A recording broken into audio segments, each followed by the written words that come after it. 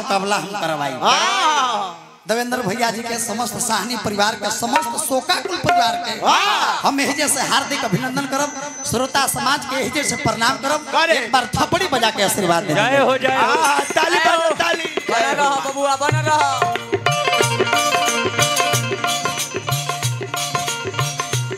मोरी मैया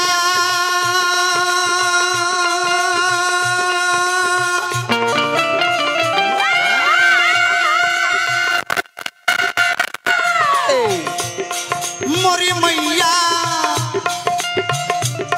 मोरी मैया मोरी मैया मोरी मैया मोरी मैया। ये भाई अब तो ब्रेक के पावर ब्रेक के डिस्क ब्रेक के यहाँ लोग के प्रचार करता है, लेकिन हमारे सीधा सीधी रही हंसवा सवरिया डायरेक्ट जो है के तो ही खड़ी हो जा। ये मारा वो जे रोड ककरा जाओ।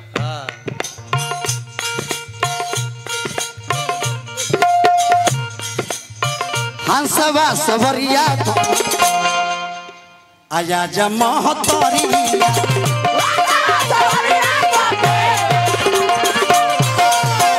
हंसवा सवरिया कोटे आया महतरिया।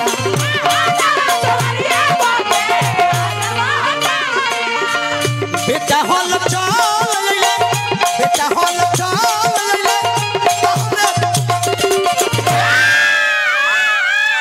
बना रहा माई के बेटा। ये अबरी जब ब्रेक मरल ना ई ब्रेक रोशन जी प्रदुमन जी मरी है तो एक गोल से लांगड़ हो जाए। भिखारी के 4-2 रुपए दे दो यार। कि बेटा हॉल चल बेटा हॉल चल तोहरा दुआरी हंसवा सबरिया को आज महतरिया।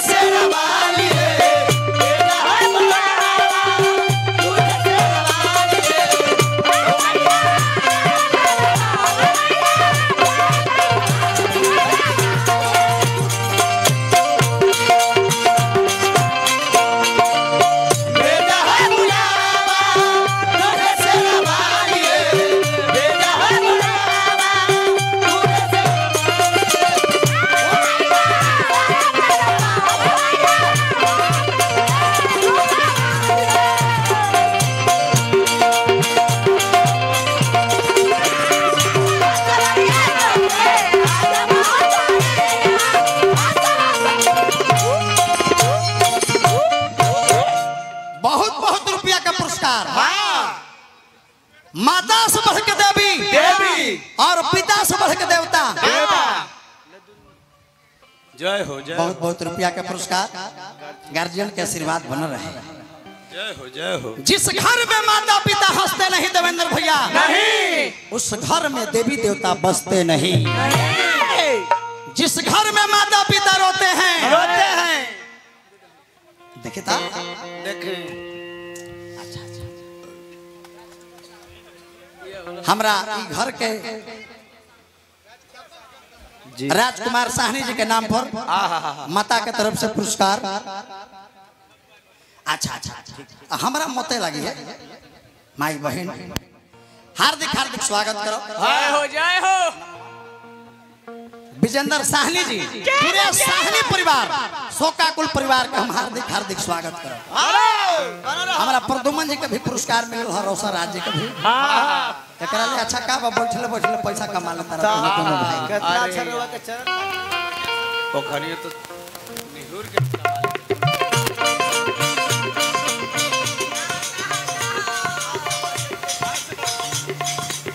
मां से बढ़ के देवी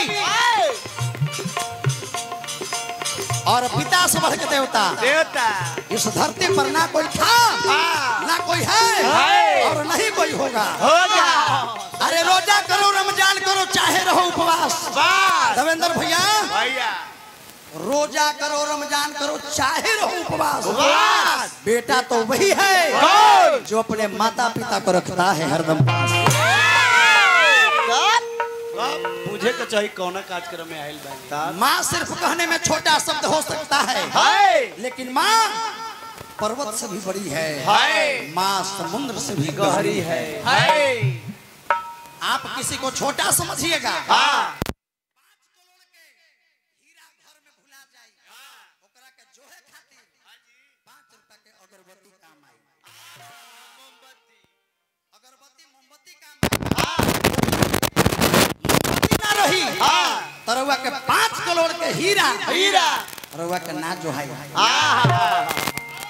विचार करें ए माई तू हिंदा रलू मैया तुलसी कबीर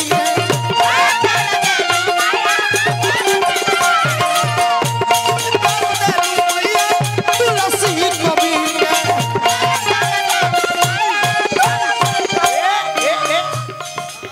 बेटा रतना करके बदलू तो कदीर के बेटा रतना करके बदलू तो कदीर के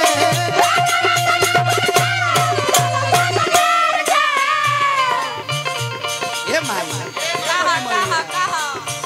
बीचे भवर में लैया बीचे भवर में लैया फसल में हतरी रुपया के बारिश कर देनी। आशीर्वाद धन ये आशीर्वाद रह दियो रोशन जी के देवेला होई। रह दे कमी बा भैया लोग भी नमो भैया गर्जिया अभिनंदन बहुत बहुत रुपया का पुरस्कार। बीचे भवर में लैया बीचे भवर में लैया फसल में हतरी चौगुन ले लो कि हंसवा सबरिया को के आया जमाहत